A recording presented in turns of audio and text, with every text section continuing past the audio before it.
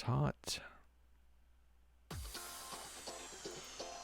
Hey, good morning, Facebook universe. This is Andre from the RCAfterhours podcast, and we're actually going to be going live with our friend Alpha from MotionRC very shortly.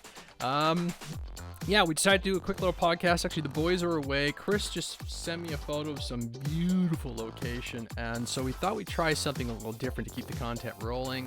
The last couple of weeks, I've been unavailable, he's been unavailable, Mike's been unavailable, so we've really just not been able to get our ducks in a row. And so we decided we would try something a little different and see if we could do a broadcast, I guess, remotely from the $50 studio, my basement. So the stream might not be as awesome as normal.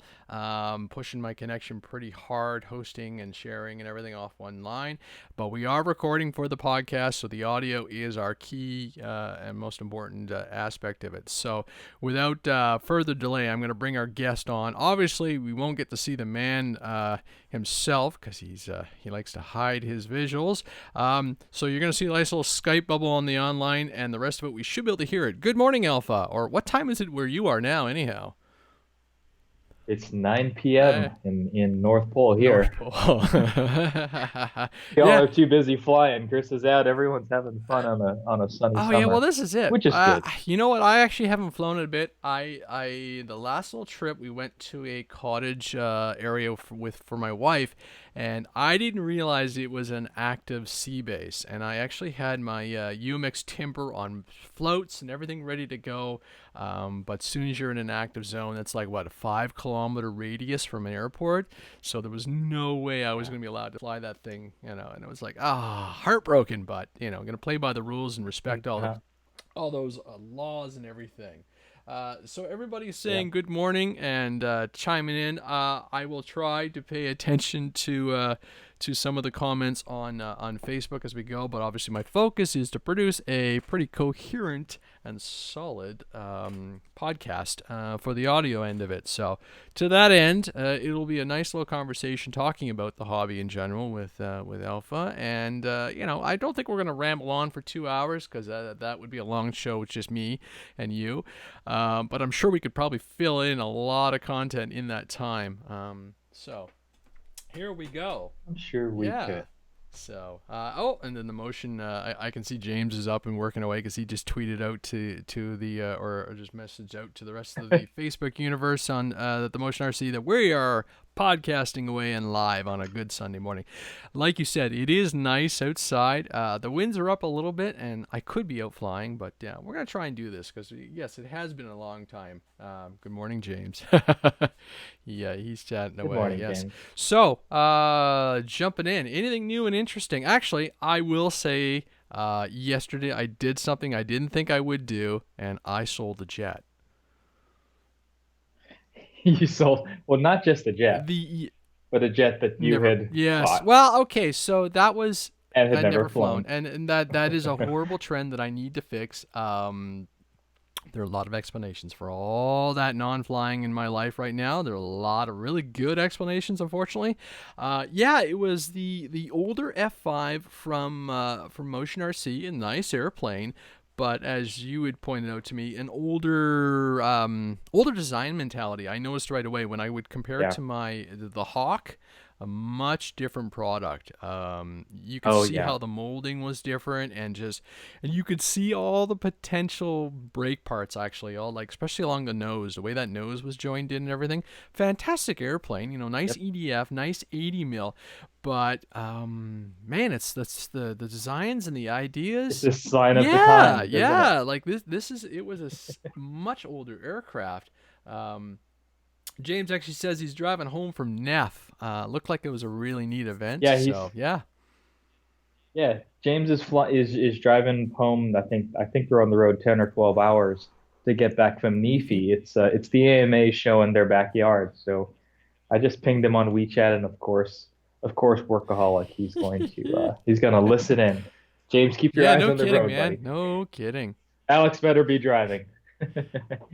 But the F5, I take it as a good thing. In the past 5 years, we've seen such a what I call a meteoric progression in how EDFs are conceptualized just from the very beginning, how they're going to go together, how they're going to fit, all the way through to production and as you mentioned, sort of the overall impression of the model when it's sitting when you have a 2013, 2014 era design looking at a 2017 or 18, it's only been 3 or 4 years at that point, and yet the differences are significant. So we're excited, and we do still sell quite a bit of that F5, but you're right. So you sold it off, huh? Yeah, the previous owner came back and just said he was looking to just replenish his stock. So I didn't lose anything on it, and he didn't gain anything on it, or vice versa. So my intention too was to So he he bought it bought it back. back. Yeah, he decided it had actually had crashed. He had a brownout, and the thing went over the tree line and kind of just pancaked into a farm field really nicely. And this is the brown one. I've actually got it up on the live stream so people can see it. And I had intended to respray it into more of an RCAF, obviously, color scheme. You know what struck me about this airplane was how tiny those ailerons are.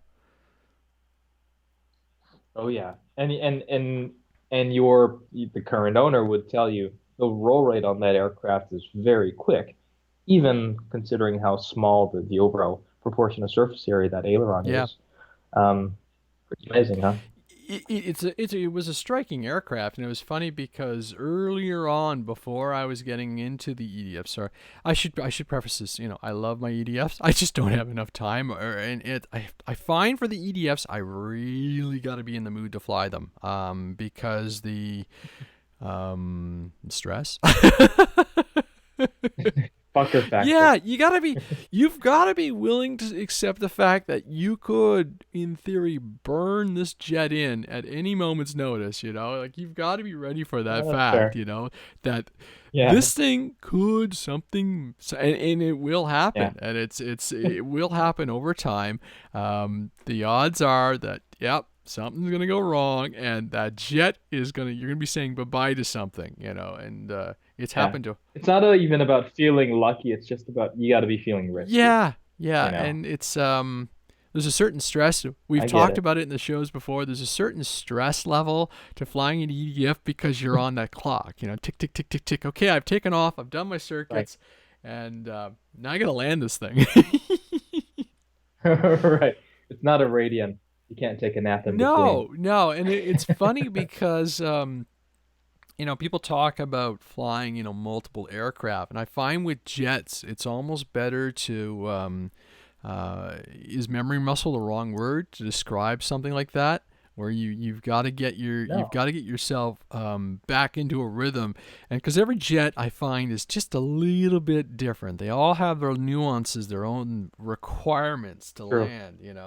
Um, yeah, this 6S Eddie Black says 6S jets rock, but oh my goodness, death at your fingertips. Yeah, it's like I said, you've got to be willing to say, yeah, this thing is gonna go. And I've had a few heart attacks over time. I've burned in that poor old F-16.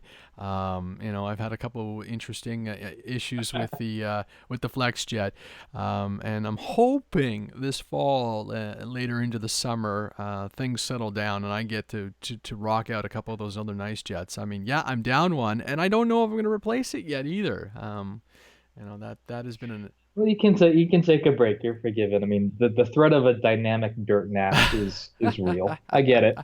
It's part of what keeps us in business. yeah, But yeah, yeah, it's also something we deal with every day here. On my end, it's sort of interesting because every day we're flying prototypes, and there's a phase at which you want to baby it because there's only one. Um, and you need to collect that data. If you kill it, you don't get the data. You start again. So there's that initial phase where you're babying it. There's massive pucker factor. It never gets old. You're always very concerned, and you go through a massive pre-flight list, etc.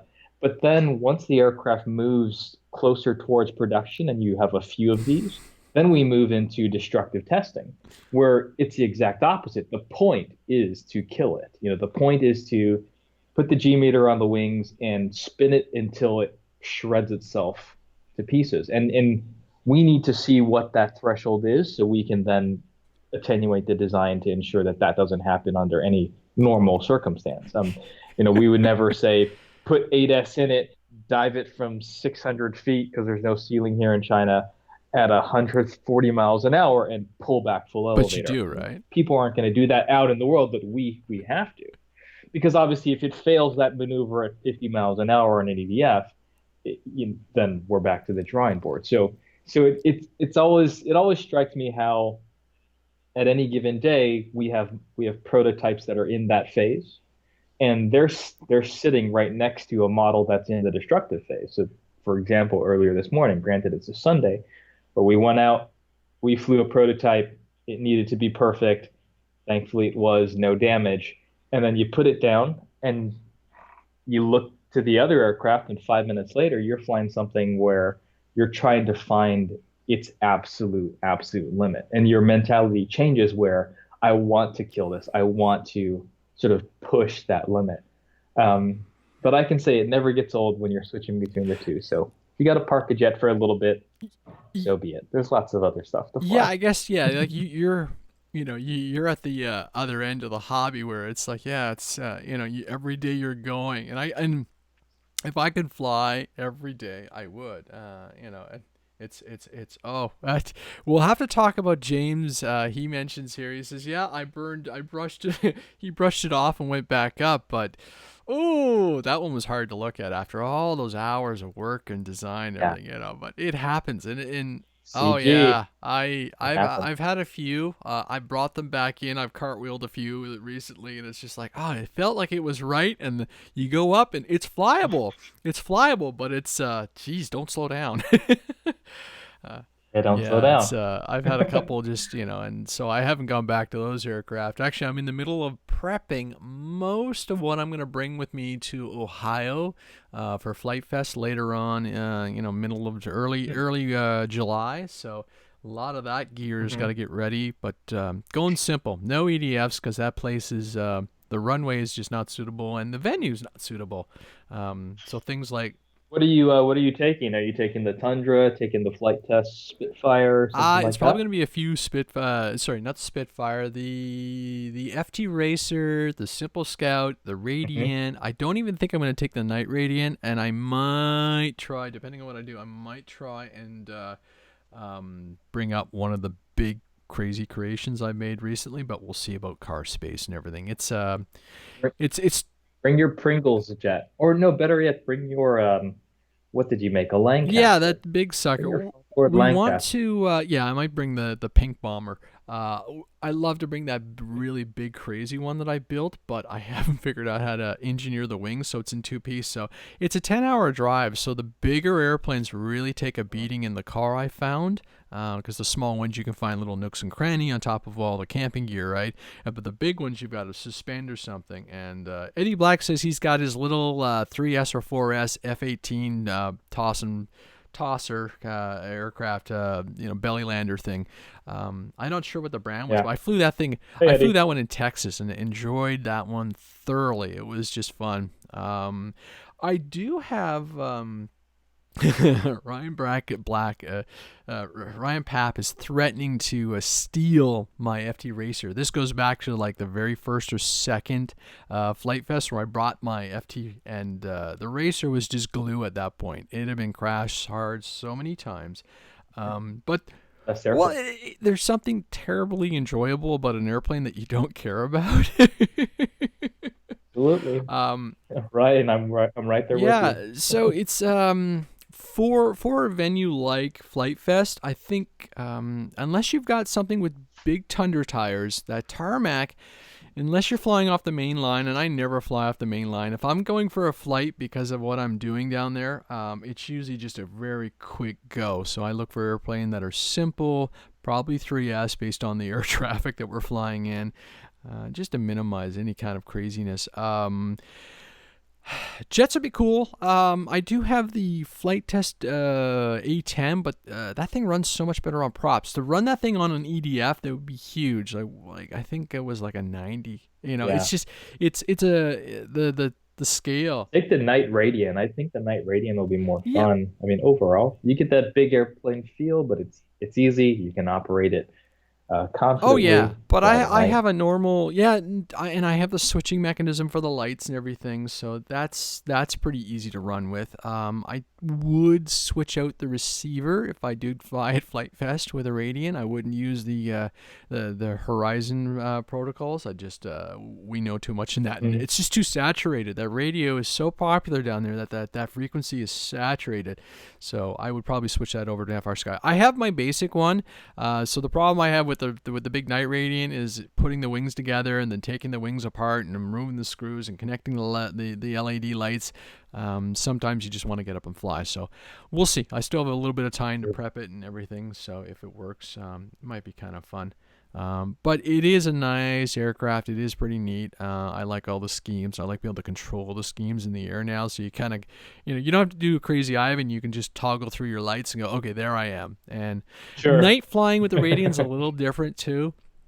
But I'm looking forward to that this summer to see how many people fly something like that in the night. You guys don't have a I you lo- guys don't have a night flyer in your, or do you? You actually have. You got probably got one aircraft that's well lit in the. yeah, I think we used to have the Air Yeah, Titan, yeah, which was popular. In a Radian platform, it feels like it makes a lot more sense because again, you're not worrying about flying the aircraft. I mean, I still think the Radian Basic yeah. is one of the best foamies ever made. It just you don't need to think No, about it, which allows you to enjoy it. And as you were saying, having different light patterns, just being able to play with the aircraft without a modicum of stress, always an advantage. so So so yeah, the Air Titan, it's sold well, but I think I think in future slower aircraft that offer that type of feature set are going to be it's a better So match. you say non-stressful. Clearly, you've not flown in a pack of like 20 to 30 radians. Oh, I've flown with 15 other B-24s and That's B-17s at true. Apollo and the Yeah. Warbird Squadron. That's more difficult. Radiance, come No, on. it's And if you hit anything, you're going so slow anyway. It's more funny than it's anything. when you look up. Um, It's when you take your eye off the pack and you look back up and you don't know which is yours anymore. That that's is true. so. So then you call out your crazy Ivan and you turn and you're like, "Oh, that's not my radiant." That's happened. It's happened a lot. I, I find the radiant flight really stressful to be honest, but it's pretty awesome. do you take out you do like we do in Apollo where you take out the recliner and you're parallel to the ground essentially looking straight up, or are you one of those guys you're still standing craning your neck I'll upwards stand. to I've look? had a 45-minute flight before with the Radiant. This was a couple years ago, and one of my buddies came out with a I want to say it was With the a recline. multiplex glider, and we had the last man up, and Mm. yeah, we just sat on there were some chairs, so we just sat back. But I haven't done the recliner bit.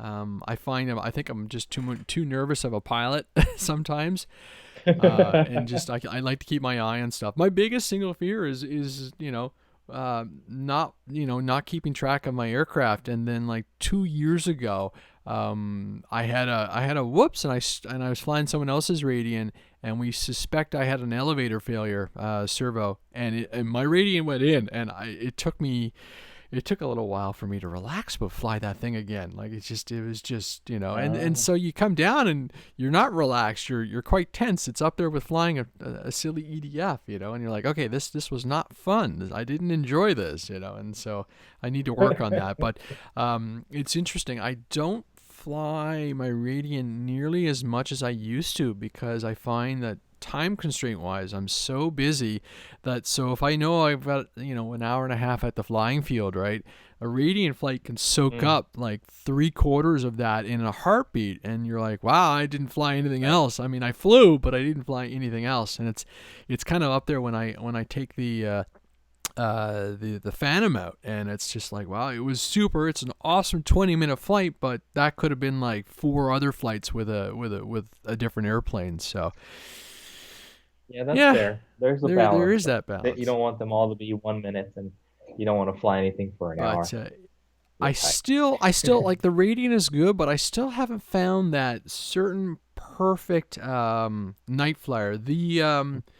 Uh, the the Pawnee, I've got the old e-flite Pawnee. That has to be one of my favorite best lit airplanes. I've flown the oh, what was that? The Walrus, the Night Walrus from Hobby King, and that Mm-hmm. one's a good plane, but it was lit poorly in the front, so you'd have this nicely rear lit fuse, and then your lead nose was dull, like there wasn't enough ambient light in the actual front canopy. Pardon me. And so that one was like but the Pawnee is awesome. But you've got to fly that one and fly it hard. I mean, it's really well lit. It slows Yeah, down, that's but you're still flying it. Like the Pawnee was like one of those airplanes that thought it was it thinks it's a thinks it's a warbird kind of thing. So I still haven't quite yeah. found that perfect airplane. Like the Radian's awesome, but again, you got to put the wings in. So you're at night, you're fumbling with some screws and stuff like this. You can't get it back in the car at the end of the flight without taking the wings off, and so True. it's You know what? I want a dirigible. I think a night flying dirigible would be perfect for me at least. Granted, it's getting cooler, and so hot air would be difficult, but a helium dirigible, just something where it can truly just sit there. yeah. Yeah, That's and me. I like, so I've learned quickly too that flashing lights are okay, but almost a slow. And I think this is where the Radian's module, the light control module, excels because you can slow down the pattern. So if it's really dark, flashing light kind of messes with your vision. And then you Agreed. can find a color that you like. I find for myself blue LEDs get a glow to them, and I don't like it. As whereas like a red or a green or a white are super crisp, right? And so it's just everybody's going to have that different color frequency that works for them. Sure, sure. Yeah, I think green worked for me. I mean, I remember reading somewhere that the human eye is most sensitive to green, at least in the majority of Mm-hmm. people. So, but you're right.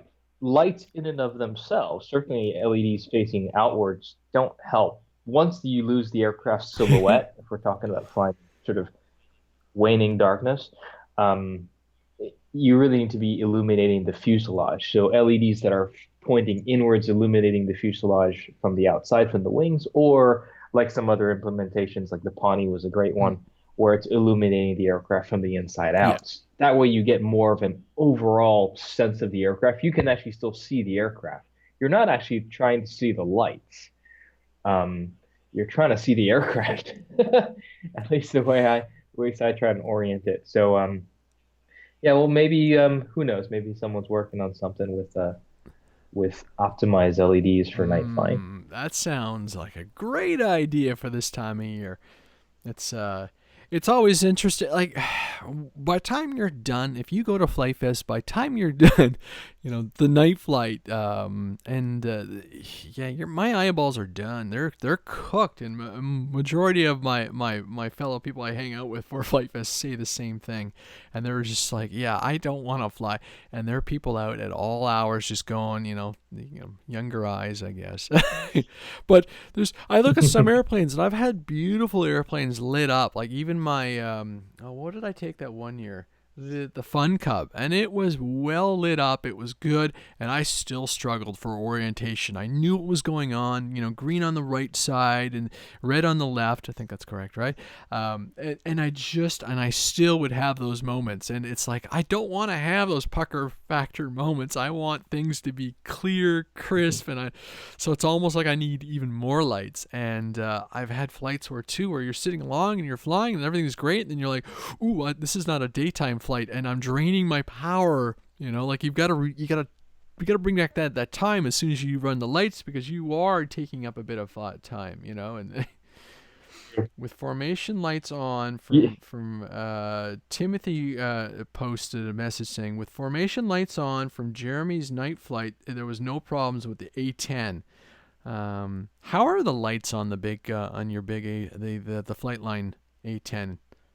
Well, we use the same day brights. Hey Tim, we use the same day brights for all of our Flightline and Freewing Mm. aircraft, and they're bright. They are still forming. So they are still facing outward of the aircraft.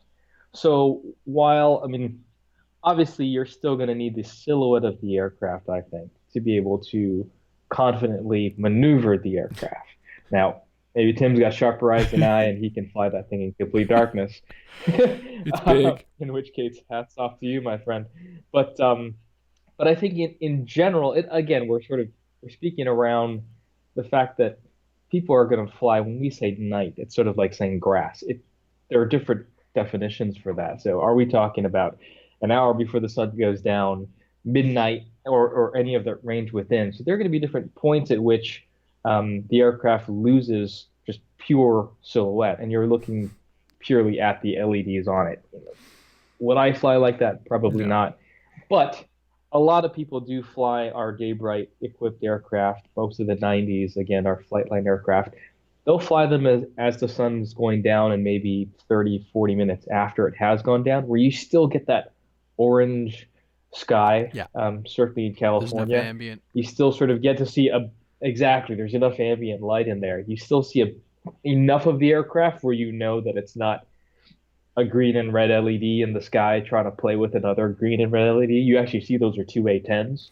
Um, and I think those are some of the most, it's that sweet spot of flying. But unlike the flying day, you only have enough time for a few flights, before it gets either it's still too bright where you don't really see the LEDs, or it's too dark where now, frankly, it's getting unsafe. Which is why I think, to your point earlier, it's important to find that time, that flying style, but also to meet together and that light content where it looks cool. There's just something about doing that. I know back in early days, like we're talking 2014 when I got back into the hobby and I was scratch building twin cargo planes. I went to the dollar store and I picked up those little LED. They're like running off little tiny batteries, but just little. They're called finger lights, and the kids stick them on there. And I hot glued them all over the airplane, so I had one shining off the vertical stab and stuff. And that was awesome. We'd go out at dusk or twilight, and fly those for a bit. But I had enough lights all over this airplane that I could actually very clearly see what it was doing, and it was just this giant white foam airplane, so it was super easy to see. But again, like I said, the biggest one still, my absolute favorite still has to be that Pawnee. But finding something that even has a little bit of a flight stabilizer in it, so you do get in trouble, it can self-correct, so okay, I'm going level, and then you can bring it in. But so it's, yeah, you're right. It's finding that just that little. It's got to be super slow, super efficient, stable, self-correcting, and you just can relax and enjoy it. So it's got to come. Something's got to be coming our way. That doesn't require you to take off wings and so forth, but and color, and those controls and those LED lights, so you can have that fun. We were watching a couple summers ago at Flight Fest, and one guy was flying his wings, and the boys had these. They were just like little slingshot things, but they had lights on them as well, and they were trying to shoot the wing, and the guy with the wing could actually turn off the lights on the wing and still knew where it was going. So again, supreme night vision, I'd say. But it was just, all of a sudden the lights would turn off on the wing, and you're like, no. And then turn back on. He knew where it was going. I don't think he maneuvered. He just turned them off and go straight, and then he'd pick it up again, but still.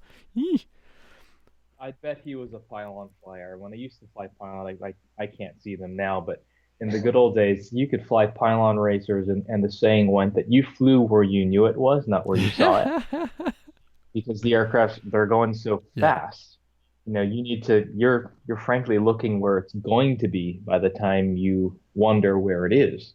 If you're looking at where it is, it's too late. So I'd wager that guy's got super science skills. He's able to fly a wing, turn the LEDs off, turn it back on, and not be in the dirt. Again, hats off to him. Nice.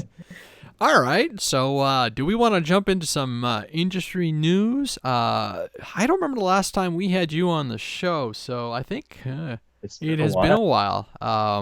And yeah, just I think. Well, what have we had since then? You've obviously had your the Got the little Raptor, yeah, the Raptor, the F-18, and then you had your the F-35, yeah. the Dora, the Mm-hmm. P-51. Yeah, we had about six birds, I think, in the past 7 months since we Not last spoke. bad, not bad at all, and all Quite a bit. So that's That's for the foam electric side, and then Yes. at Joe Null last month, obviously we announced balsa, and brought about 15 new aircraft to the lineup. Um, so balsa has been pretty exciting as well. And then we leveled up on helicopters and introduced a 600 ARF Plus line of scale helicopters that include servos and the motor and the ESCs basically in the box. Sort of ready to go for guys on the scale side for helicopters. So it's been a good year for us so far. We've had a lot of fun. And so, are the balsas? Have they landed in Yeah, North America? Oh, yeah, we did sort of a fun thing with the balsa and the Dora and the camo version of the L39. Sort of 50% of our releases looking back. We are known for a bit of premier release sort of pre-orders. The Hornet was a pre-order, the Raptor was a pre-order. But sprinkled among those, we always have products that we wait until they're in the warehouse, and the Balsa was one of them. We were able to say when we went live at Joe Null, James was able to say, and by the way, go to the website today, and they'll ship it to you today, and you'll receive it in a couple of days. So we've been shipping those for a little over a month now. Really well received. I think we knew that going in. Black Horse has been around for 20 plus years. Um, they've done the Black Horse brand for themselves. They've obviously OEM'd for other partners, and it was a logical fit. So by the time we were able to bring them, I think a lot of our current customer base knew about them, but what we saw was more than half of the purchasers were new customers to Motion, people who knew about us but thought we were just foam electric. Um, and we're always looking for a source in North America for Black Horse, but heretofore they haven't been available. And when we were able to say, we're very proud, very grateful that Black Horse had selected us as their exclusive North American distributor, it just sort of made sense. MotionRC's, it's really the customer service people trust from us, and the quality and sort of reputation that they know from Black Horse, having been in the business for a couple of decades. So it's exciting to have sort of add new customers to the customer family on our side of the pond, and it's so been pretty fun. James is having a lot of fun. If he's still listening in, he was able to fly one of the big Fairchilds there at Joe Null that was outfitted with electric. We've got people talking on Squawk about electric and gas configurations of different aircraft. We've asked people to let us know what else you want us to carry from Black Horse, and we've got some other shipments coming in. So nice. pretty exciting. Which one, if you Yeah. had to pick one to crack open for yourself and spend a winter building, which one do you think you'd look at? Gosh, so that's a good question.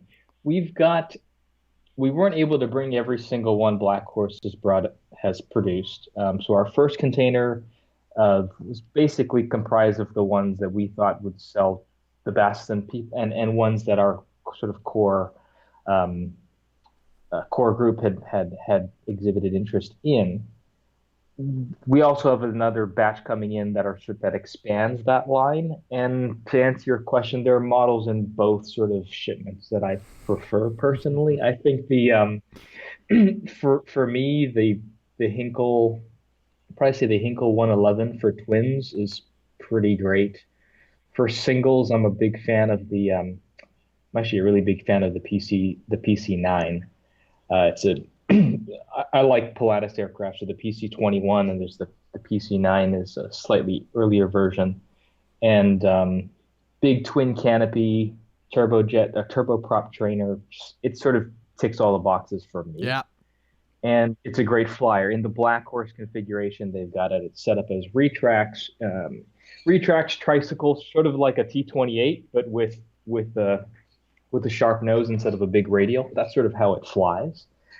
It has a great wing, great color. So for me, if I had to pick one from the first batch, it'd probably be the PC-9. Cool. Um, That looks and nice. then outside of that, probably the Lysander. The Lysander, the aircraft. It's a big. I don't, I don't know if you can see it Yep, there, I've Andre, got but it. the Lysander. Yeah. So 100-inch that wingspan. aircraft is so. Yeah, it's a big bird, 100-inch wingspan. I flew it on an OS 33 and an NGH 35. So the OS 33, obviously, I'm a big fan of OS. They sound so great. The NGH 35 as well, flew it really well. But what stands about that aircraft is the wing. Looking at that wing, I mean, as an aerodynamic guy, I look at that wing and wonder, how can that Yeah. fly? Yeah. Super sharp tips, just shapes where there usually aren't. Um, so aerodynamically, the aircraft speaks to me, and historically, it's got a great story as far as how it served um, throughout its service lifetime. And there's one in the Smithsonian. It doesn't look like anything else people brought out. And again, ultimately, it's about how it flies. That aircraft flies like a P-51. I posted in squawks, and I know it's a high wing. I know it looks like a strange cub, but it's acrobatic. Wasn't that It's a was acrobatic. that a reconnaissance aircraft for its time?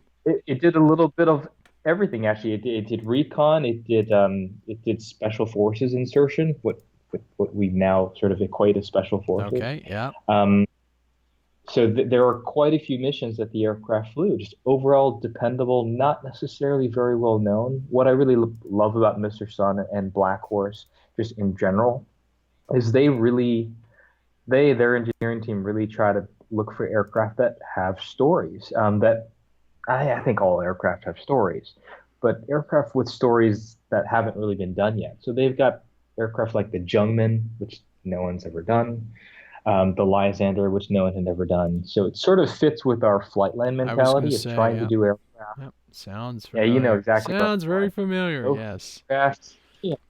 Check the boxes with the Corsair and the Mustang, but try and do something that people have never seen before in that particular format. So yeah, and obviously in addition to announcing Black Horse, we announced ProFly. ProFly is MotionRC's OEM brand of balsa aircraft, and the our OV-10 Bronco and a 1.8-meter wingspan is our first. It is a Black Horse aircraft. It's brought in under our new OEM brand with a few of our sort of special tweaks, and that's really going to be the first of many. James has talked about this. Stuart has talked about this a lot in our media from Europe and down into the States here, as far as that Bronco. If you really sit and think about it, what does that signify? It really signifies Motion RC moving into the balsa space and recognizing that most of the guys here at Motion, we all fly balsa. We've flown balsa and Martin's flown balsa for 45 years, 46 years, I want to say.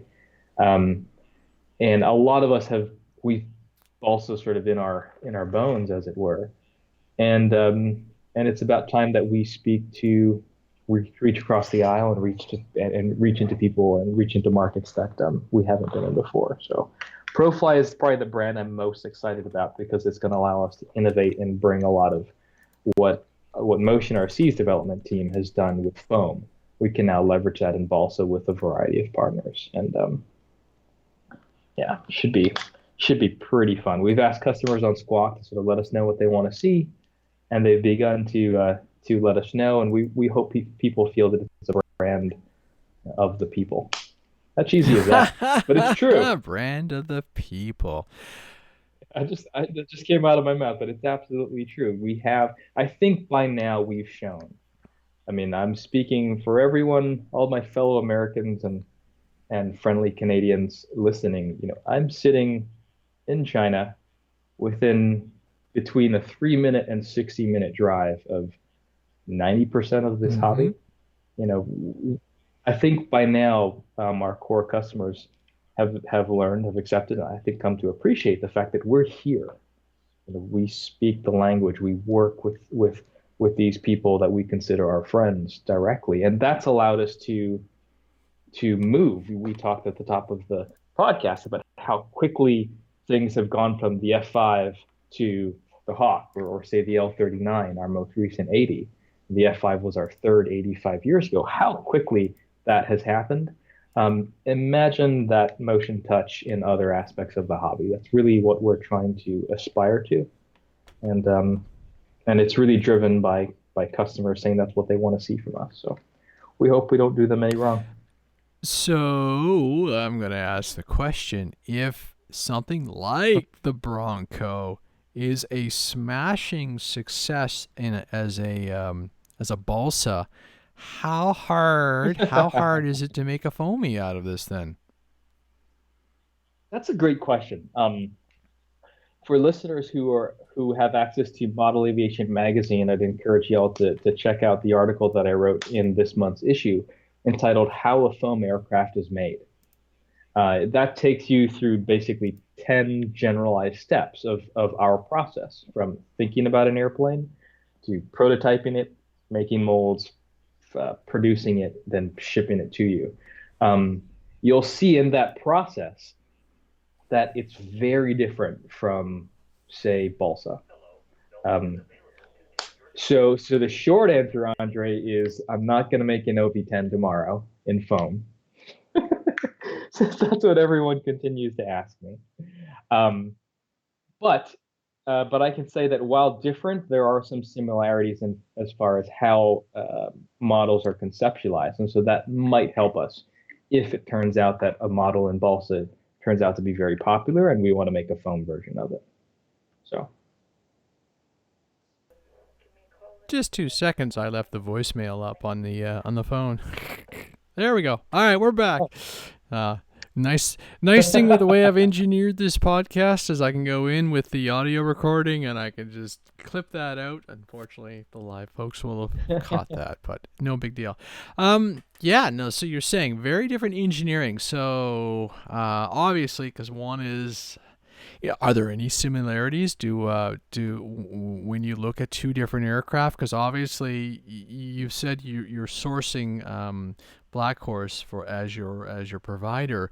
So does this mean you as a collaborator, like what you do with Flightline, are you working with their team of engineers? But is there going to be any for you? I see the link in overall quality and flyability and everything, and then the build experience. But is yeah, you're going through two different shops, and so I could see. yeah, Are it's different. yeah. You put on a different hat in the same way that when I walk into Robon and we're talking about a fiberglass helicopter, 800 size, 25-pound helicopter made out of fiberglass and carbon fiber. That's a completely different playing field than when you're talking to free wing, which, to be fair, is completely different when you walk into the battery factory and you say, we want to spec a different battery, we want to move into carbon, we want to, et cetera, et cetera. So when you walk into a balsa factory, which is not just a different language because it's in a different country, but a different mentality, an entirely different design approach, different software, all of those things are different. You really take one hat off and you put on another. That's part of the fun of sort of my job is I get to wear those different hats and try to empower people to make tactical decisions that'll improve their product that ultimately improves my customer's experience.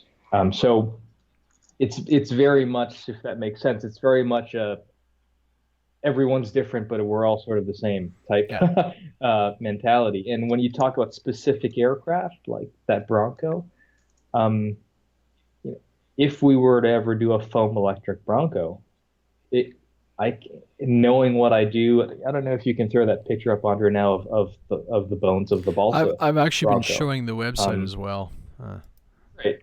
So if people started looking at that, when you look at that balsa aircraft, um, if I were to make a foamy of it, I would start completely from scratch. There's actually almost nothing. Not even the airfoil would transfer because the aircraft are different sizes, different wing loading, just which is okay. That doesn't mean that one would come any less sooner. But I think it just underscores that there are differences in these products, and I think there's beauty in the intricacies of those differences. That's why some people love balsa. That's why some people love foam. That's why people love a little Yeah. bit of both. Do you? It's funny. Would you run into a proprietary, commercial issue if you did something like that too, where you've got one supplier supplying you a version of this aircraft in balsa, and then you swap over to your other one? Do they, Nah, or is it just because it's such a different no, product? yeah, I think and Tom, one of the co-owners at MotionRC, he and I have spoken to this point a bit over the years, in that I mean, our mentalities were very much equal opportunity. I mean, look, the hobby is too small, and life is certainly too short for people to be up in arms at each other's throats over things. And we're not curing cancer. So what I mean in all that is we try and perpetuate the attitude amongst all of our factory partners in any uh, category, whether it be gyros, batteries, fixed wing aircraft foam, fixed wing aircraft balsa, fixed wing aircraft electric, fixed wing aircraft, gas engine. There are so many overlapping categories here. Our mentality is, look, we're all in the same boat. We're all moving forward with the same goal, which is to perpetuate this hobby and to do so safely, and to hopefully, in so doing, find new people who will love what we love.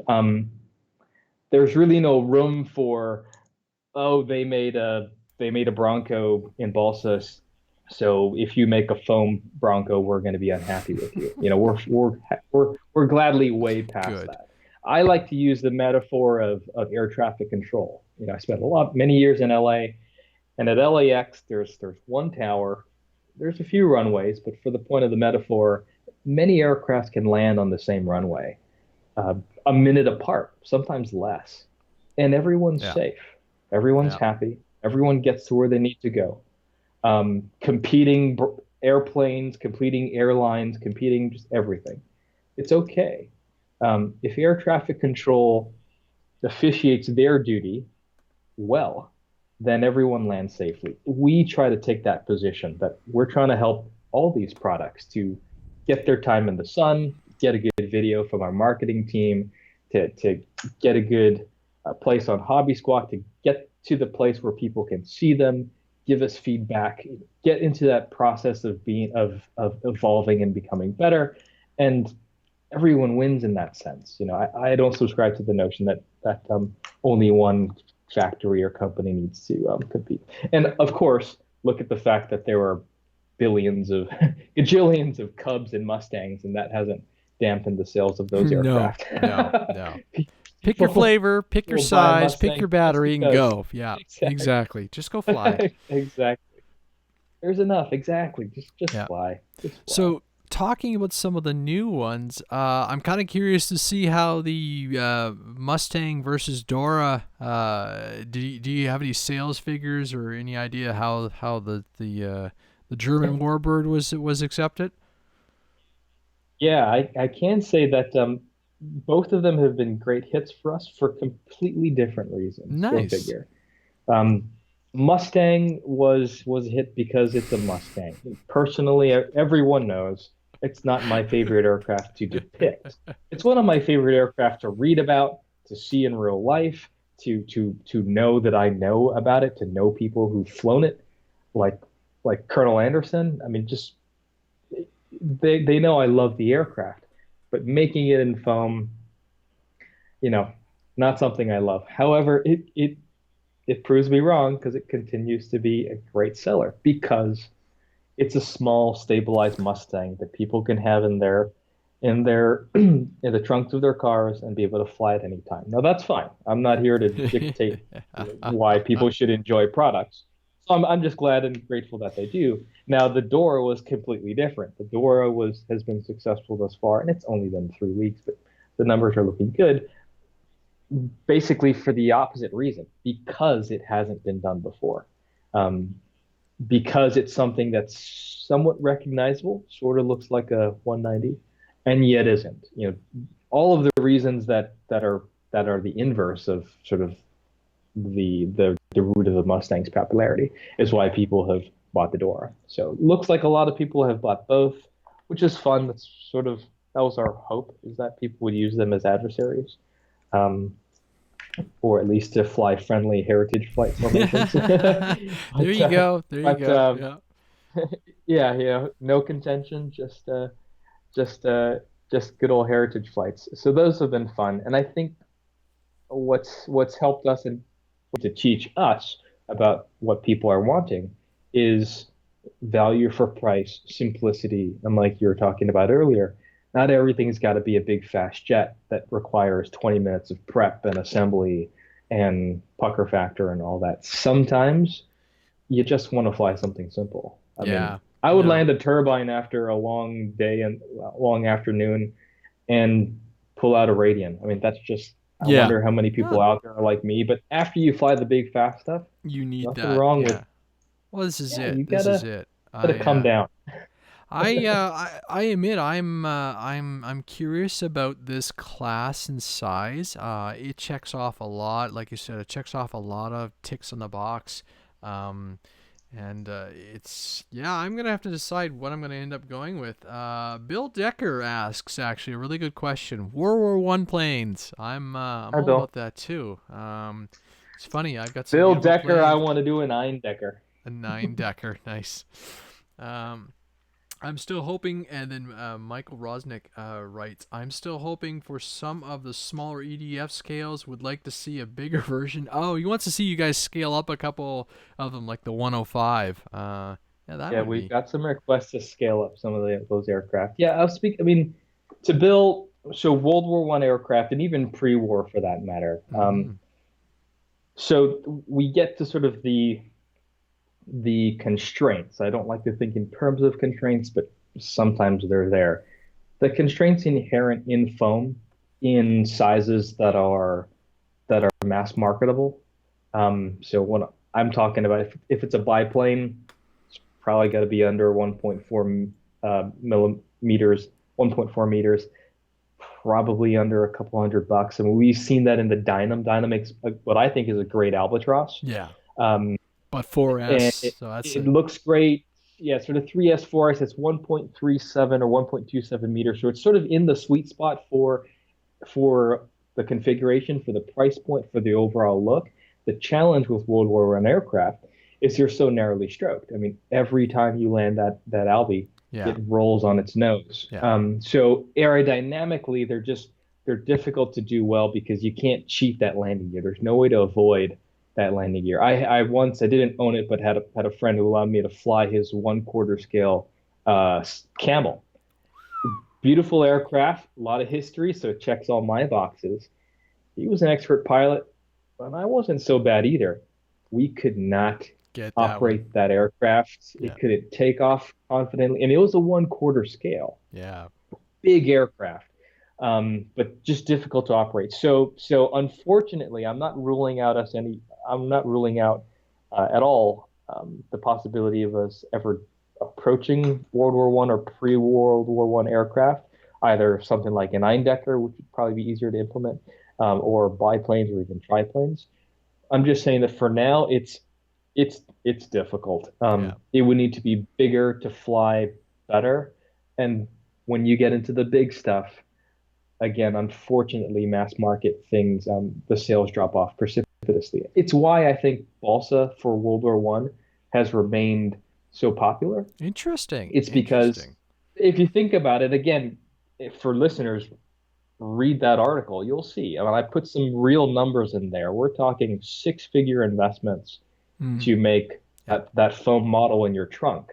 That's just to make the things to make the airplane. That's not actual labor or materials or shipping or insurance. That's just to be able to make the tooling. Yeah. It's you know it's a significant investment, and it's a part of the hobby that I continue to chafe at. That as many people say we don't want another Mustang or a T28 or a Cub, Those sell. those are those sell. And as a business, I sort of have to be responsible. We need to be responsible that for every P15 and Dora we throw out there because we believe in perpetuating aviation history and its diversity, we also got to keep the lights on. So so back to I would pitch to Bill, I would pitch Maxford if you haven't already checked them. Monsanto. I mean, there are other, there are many.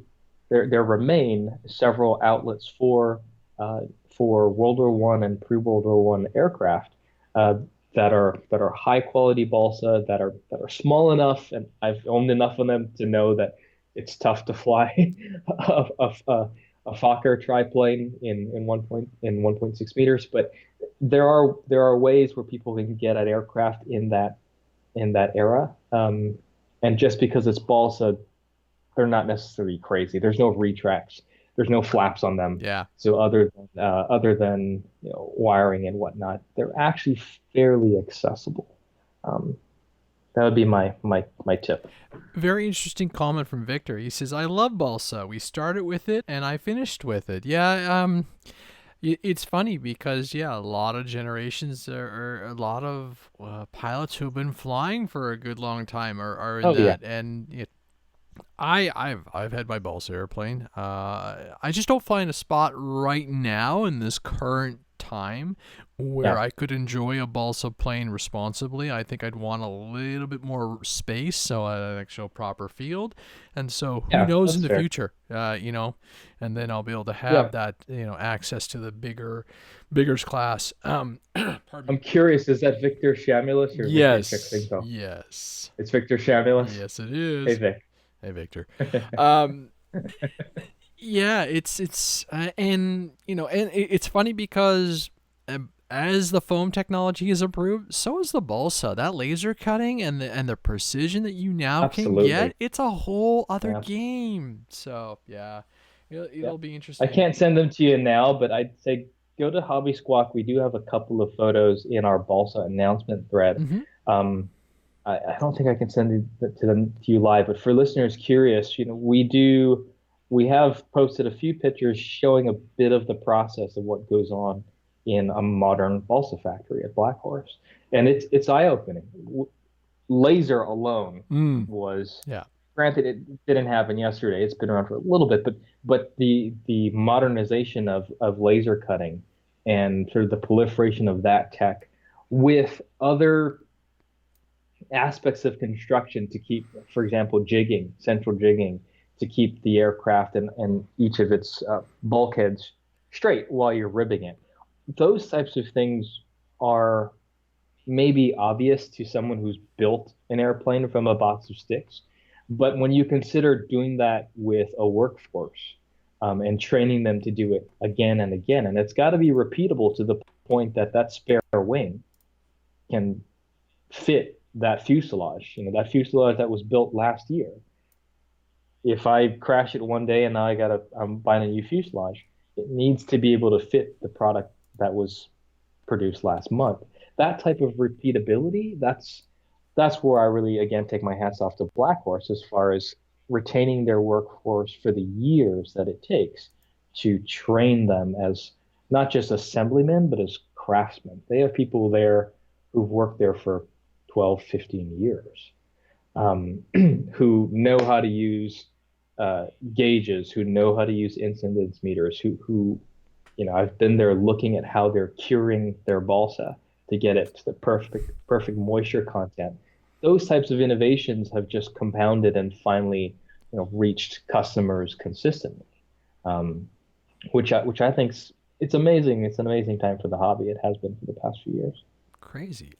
Yeah, it's it's going to be interesting. I have friends who love their balsa kits and push, and I just sit there and go, look, I can barely get myself around to laminating a wing these days. I did it though. I did. Where is that thing? I gotta. So hold on. You won't be able to see this, Alpha, but for the viewers and everything, I have been working on, and I've had a Defiant Wings D28, so it's a 28-inch FPV wing. I've had this thing. I've got several other wings, and I suffered from a really nasty case of laminate phobia, and I was having a really rough week, and I took a day off, and this is what I did. And I just got there and I finished it off. I laminated it. It's going to have a monocoat. A lot of people paint the wings and then put the coat over top of it, the laminate. I'm gonna do a red and black schemed monocoat. So it was it's been a new experience, and I'm gonna try and get this thing ready for Flight Fest. And it's impressive once you put the laminate on. So it's it's a decent wing. I've got the spars cut into it. I've used a glue to get the spars glued in and everything, and it's all cut to my specs. And it's going to be a 4S plane, just a simple 2400 kV, 2300 kV. 2-year Ryan Papp is after me. I have my, and again, I have a Juggernaut from Sweet Wings. I've got a Flinch. I've got this one. Take it, Ryan. And then I've got a TBRC Apex 2. It's just me. It's just that's how my life rolls. I get interested in stuff and then I stop. But hey, look, I'm halfway there. I guess that's the problem with this hobby. There's so many things going on. So many people want to know. What you got to fly everything. Well, so maybe a balsa is going to happen one day, but that's a huge cost. It's like the 3D printed plane I got sitting over here. It's like, geez, I could just spend my entire workday doing this and not, but then I don't have any money to pay the bills. But there's so many. I love that you mentioned that, though. I mean, the hobby is so much more diverse than I think and then we think. Oh, it's just everything. I want to do other stuff, and there's other factors in life that I need to deal with, and then I want to enjoy everything. There's just not enough time. Yeah, and I think that for me, that's where the diversity really kicks in. I have from an RC tank sitting next to me to a balsa wing that's in my other room, where when you have time, you come back to them. Yeah.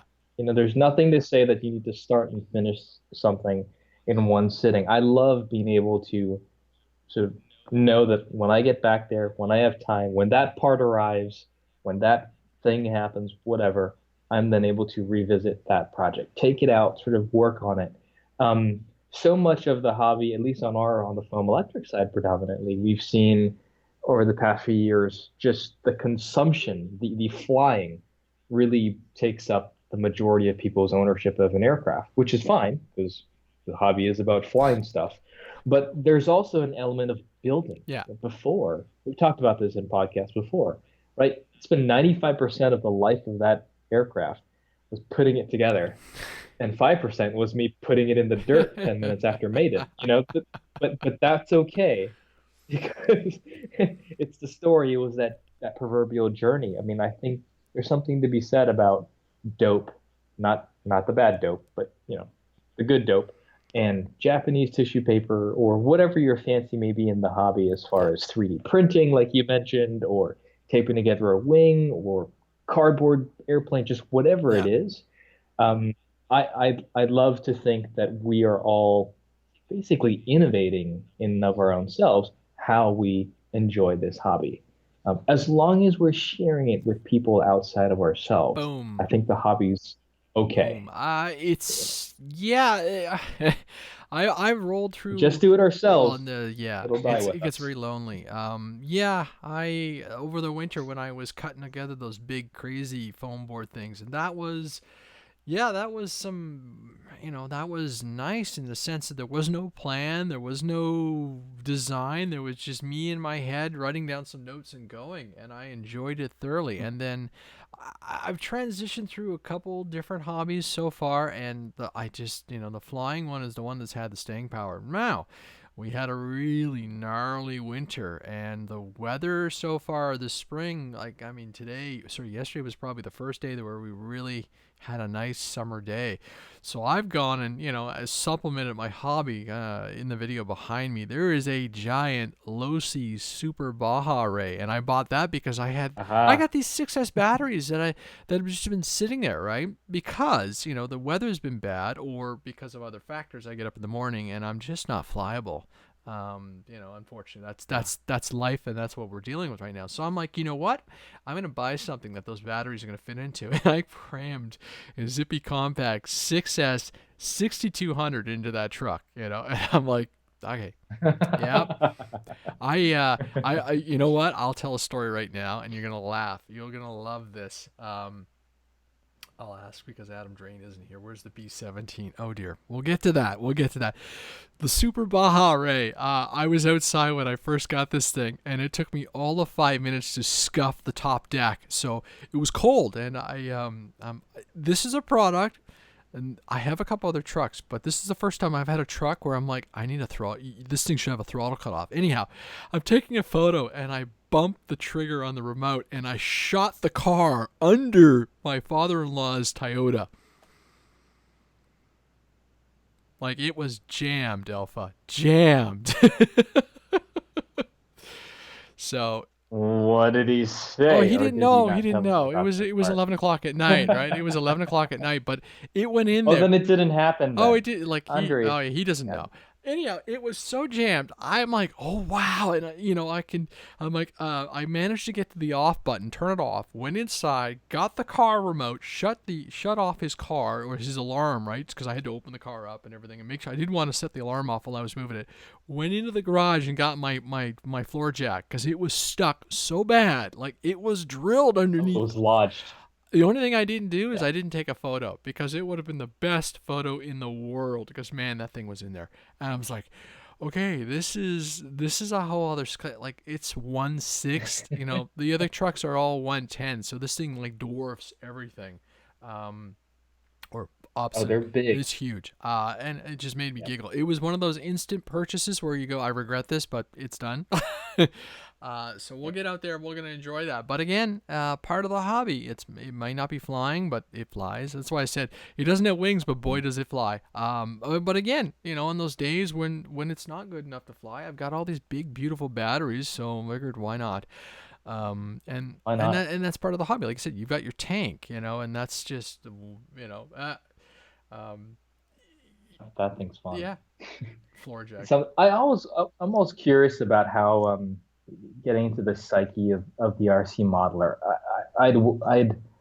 I'd put forward the question: is there a commonality between all of us in different languages and countries all over the world? MotionRC shipped to 80 countries by now, and it amazes me. Is there a common thread that links all of us, where we just need to see something moving that we know we're controlling without touching it?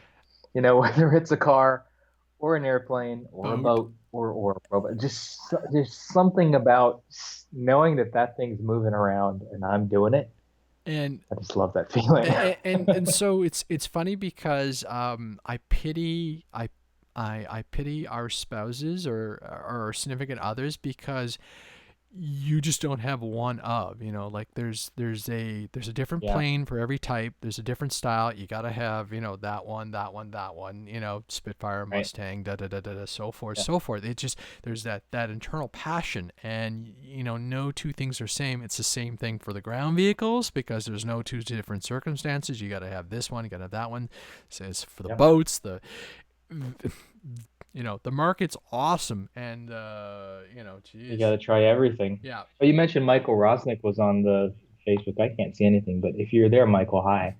Michael's he's the guy, Andre. I sent you those photos of those helicopters. Aha.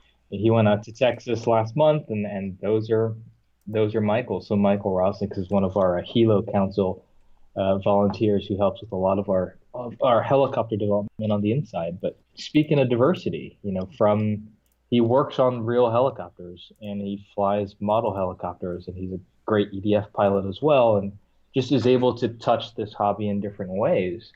And you've got your 1.6. I've got my tank. It just makes me wonder. I'm convinced there's something about us where we're all the same.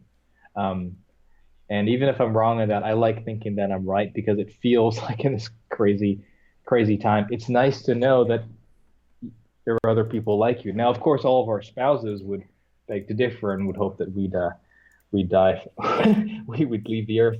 But it is sort of neat thinking how this hobby unites a lot of people in a lot of different ways.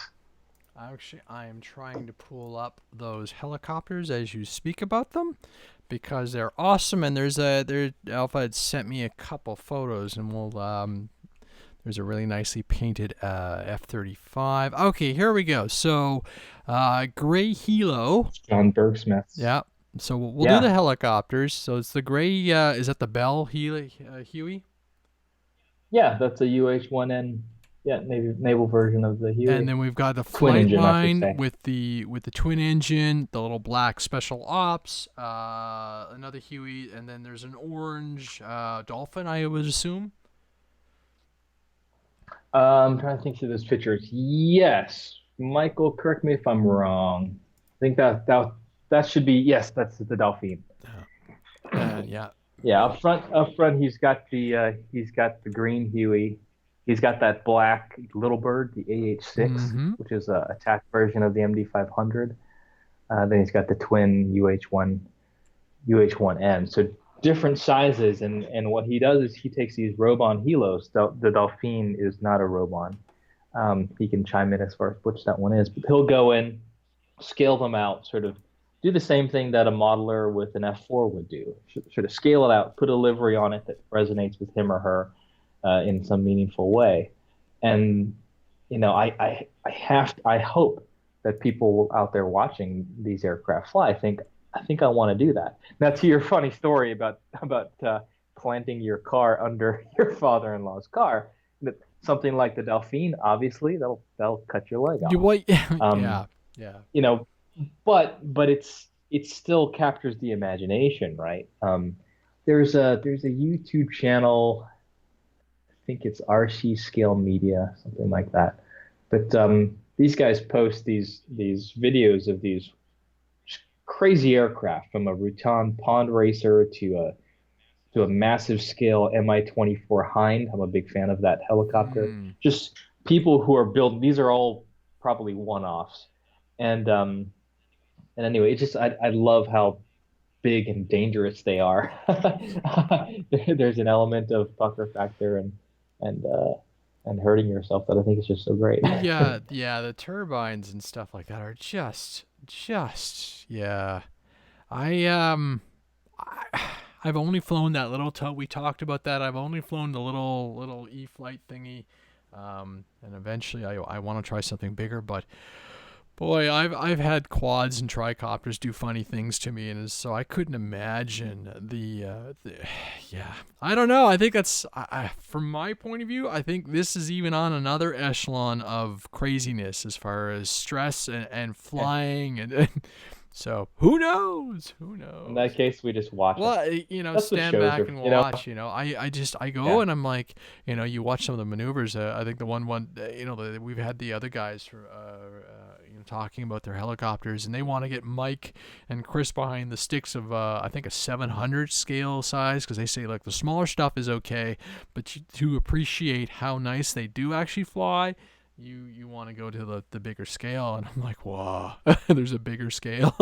Well, obviously there are. yeah. Looking at these photos, ah, Oh yeah. yeah, And they do fly better. I mean, yeah. It's bigger flies better, especially when in the context of helicopters, because you're talking about a disc. Your authority is derived from that disc. So the bigger the disc, the bigger the authority in general. Um, they just bigger pucker factor. I get it, but maybe one day Michael Rosnick will take you out on the sticks. I think you'd love it. yeah. I think I you. just threw up a picture of an Admiral motor. I want to talk real quickly about that. Yeah. So when we announced our line of balsa aircraft, both with the new MotionRC's ProFly brand and the Black Horse brand, of which we're the North American uh, sole distributor.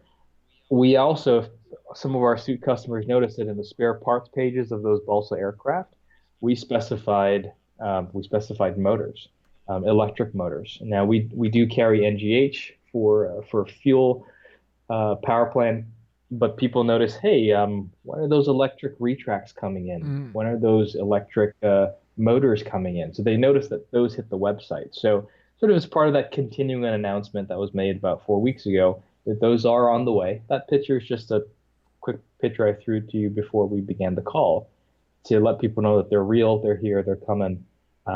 They are already on the way. So in tandem with pushing balsa, really we're not innovating here. We're really we're reaching across the aisle and bringing balsa into our portfolio. Yeah.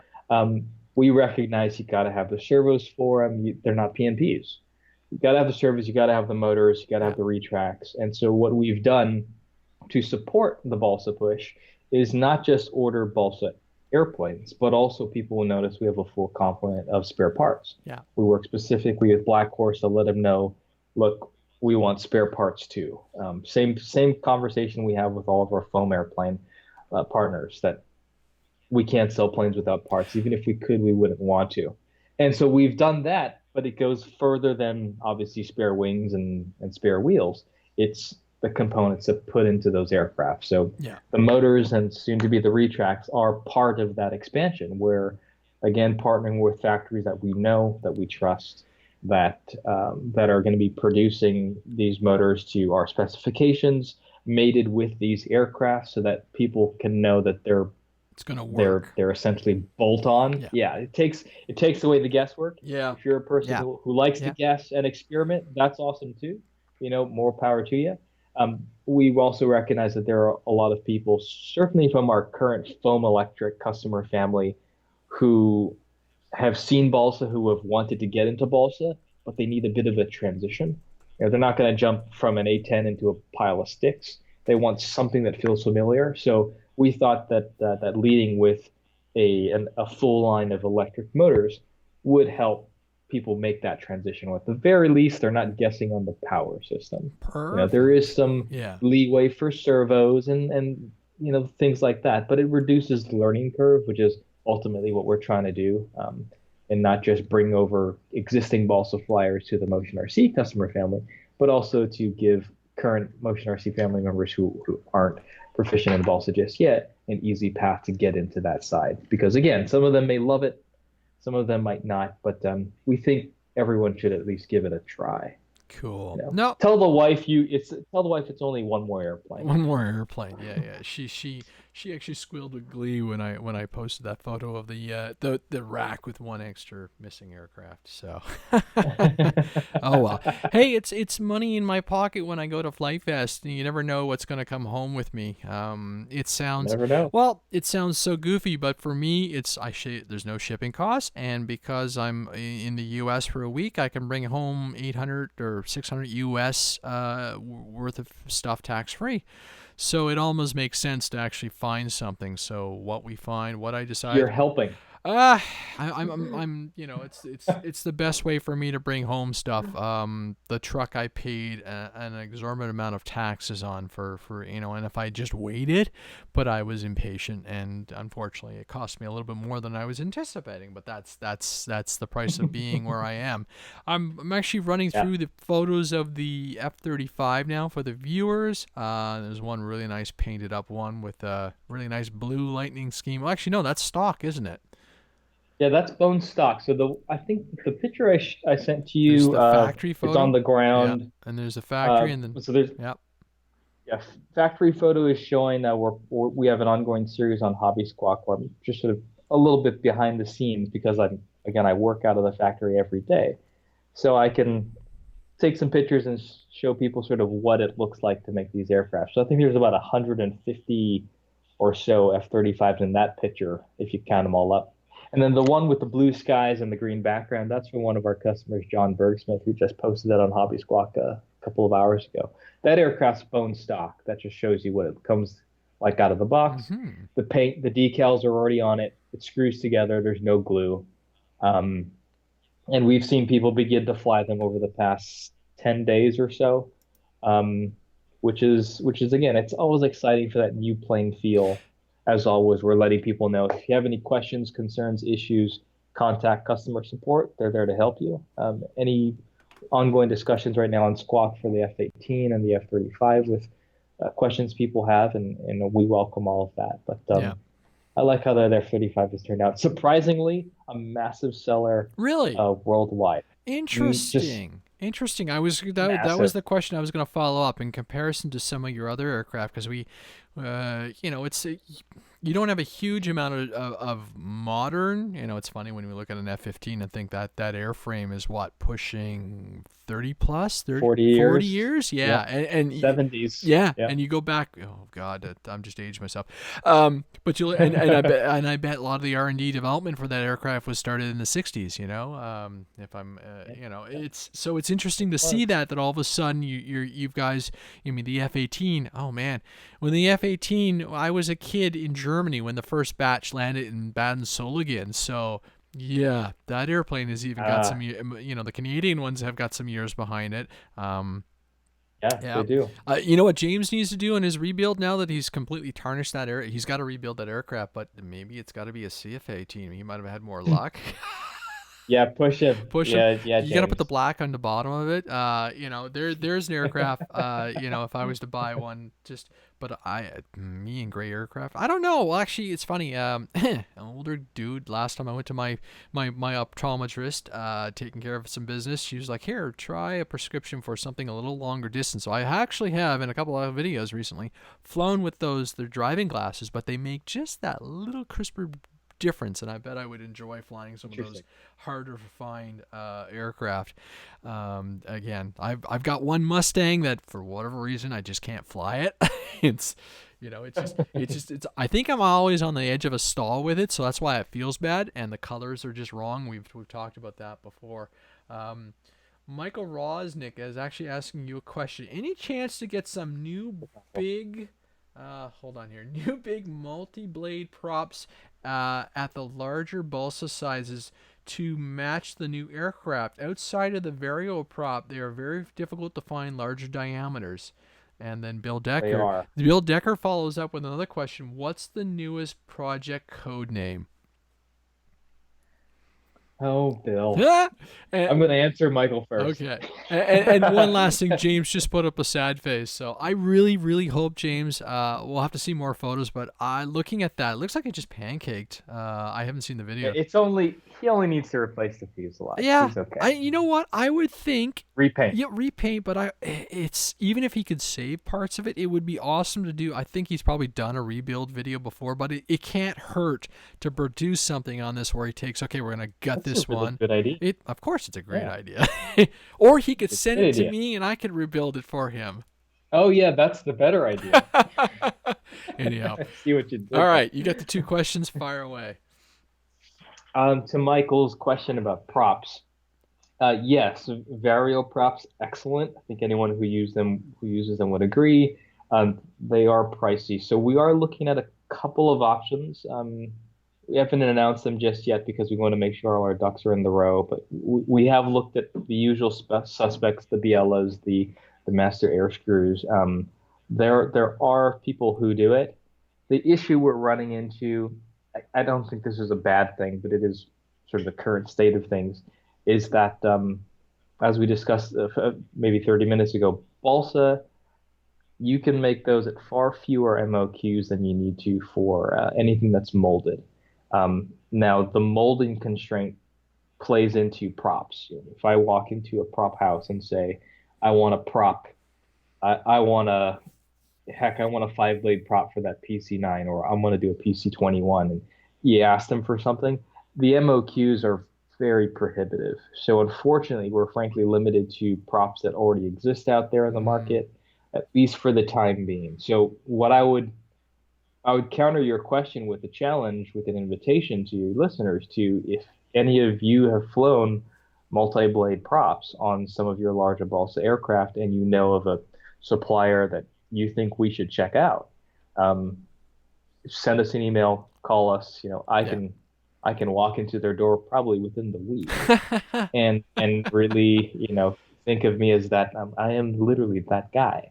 But in times like this, we're more than open to customer feedback and input as to what has been tried and tested. Yeah. That'll certainly hasten the day that we can sign off on someone, because while we are testing some props now, obviously when you're talking about propellers, servos, motors, things that keep aircraft in the So sky, many things. yeah, Yeah. it's not just tested once or twice and it's good. These are months long evaluation programs that we put them through.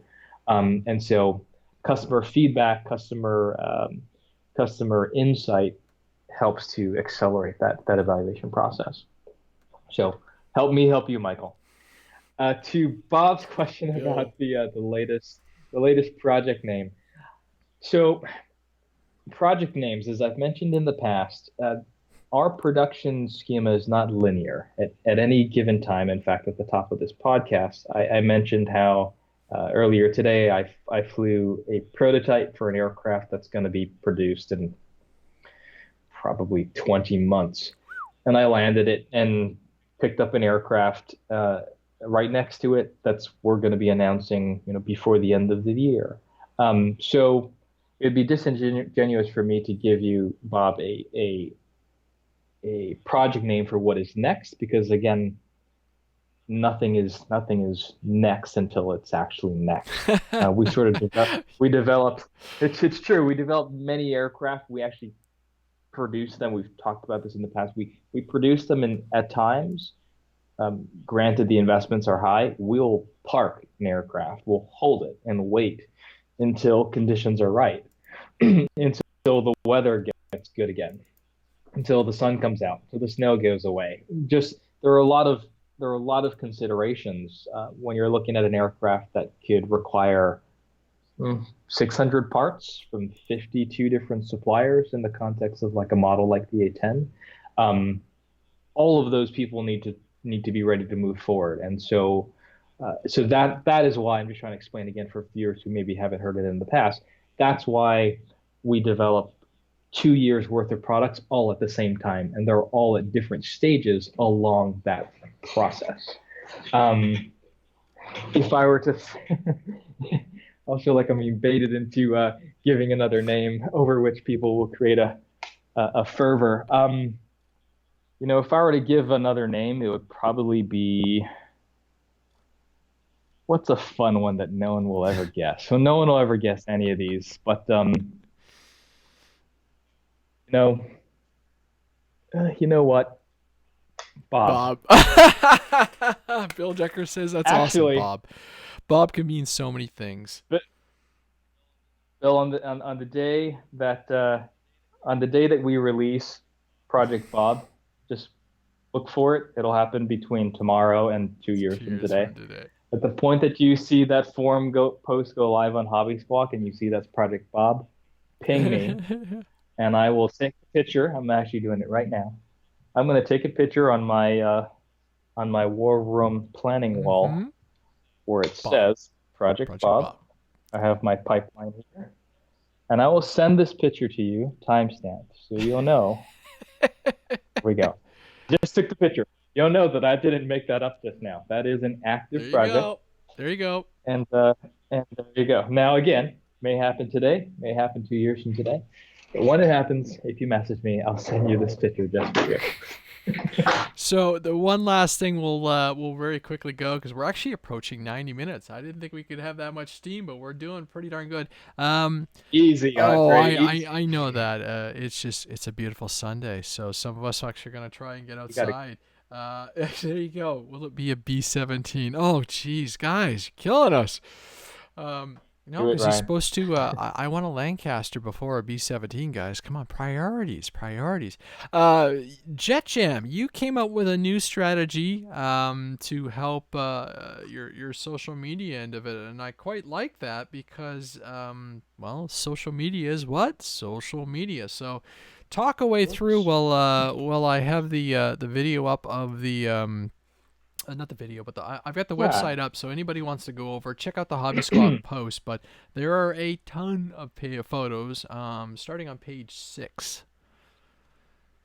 Yeah, so something we noticed, James obviously our marketing manager, we're talking about Joe Knoll, talking about EDF Jet Jam. We have guys like Steve and George Baker who show up at events like Joe Knoll, and really and just so many others showed up and volunteered their time, drove in, flew in, and it really reinforced to us the sense that no one's getting rich on this side of the hobby, guys, but we're having a lot of fun. And we're having a lot of fun because of our customer family that frankly, they're friends. And that is really, I think, you can cue the sappy music, but it's true, right? The best part of this hobby is the other guy next to you, talking to him, talking about what he's flown, talking about a crash. And so we wanted to keep that going and continue to perpetuate it and really just support that by last weekend. Stuart was off at Camden, which is sort of the UK's version of Jonal, and James was at NIFI this past weekend. Weekend prior was EDF Jet Jam. We weren't able to physically show up, but we thought our customers are going, our friends are going. They have the airplanes. Everyone's got a cell phone camera in their pocket. I'm not saying any of this was innovative, but we thought for once, why don't we encourage people to post photos and squawk of themselves at the event? And for every 5 photos you posted in a given day, your name went in a hat. And at the end of the 3-day event, we gave away an Avanti. So it doesn't seem like rocket science, but in 2 days we got 200 pictures, and one of the guys got an airplane, and I'm sure he's enjoying it. But most importantly, now we have a place where people can look, and we've seen people from who weren't able to show up at that event, and people from frankly around the world, call in, message us, WeChat, Facebook, Hobby Squawk, Arch groups, and what have you, just to say, I have that airplane too, or that looks like fun. I want to go next year. It seems small, but events, this sort of becomes this recurring theme, right? On so many of our podcasts over the past couple of years now, that meeting people where they're at and participating in the hobby means meeting other people, means flying with other people, crashing with other people, commiserating. It means engaging other people. As much as the airplanes are such a big focal point of the hobby, they're really almost second to all that happens when we're on the ground. And so if for your viewers, I can't see anything from my side, but for your viewers looking through sort of those pictures, we hope that just continues what is already going, keeps it going, that people continue to post photos, to share, whether it's us or not, whether it's of MotionRC products or not, we don't care. We just want people to show other people how much they're enjoying this hobby. Maybe that means we'll convince their wives that it's okay. Maybe not. But at the very least, my earnest hope, my abiding hope is that some kid's going to put down a Xbox controller and take notice of that video of someone flying something. Some young girl is going to show up at an event with her uncle and is going to grow up to be an aerospace engineer. I mean, that's how it happens. That's how so many of us now in those fields came to be in those fields. And I feel it's a strong part of our duty to make sure that doesn't go away. Something as simple as a picture on a cell phone can do that. So my parting invitation to everyone listening is, it's summer. Go fly. The sun's out. Get outside. You have a phone. Go fly. Take a picture. And I'd be so grateful. Cool. Well, and on that note, I think it's probably a good way to sum up the show. We've had a good time. I'm actually going to be getting out because I'm going to go and get some silicone spray paint, or not spray paint, but coating for my tent, so it's all ready for Flight Fest. I got my Flight Fest t-shirt on, folks. So coming weeks, that'll be me getting ready for that, figure out what I'm brewing, what I'm bringing, and then getting out to that. I don't know if we'll do anything live before then. And we'll see if we can get the crew back in for a podcast next week. Maybe we'll talk to Chris and see how everybody's schedule is going together. Alpha, huge thank you for joining in on the podcast and making it and hanging out with me for the last hour and a half. That's been fun. And there we go, ladies and gentlemen. I'm gonna go work on Cronus, so you guys have a nice Sunday afternoon. Cool stuff. Thank you, Alpha, and everybody enjoy the rest of your Sunday. See you later, folks. Bye.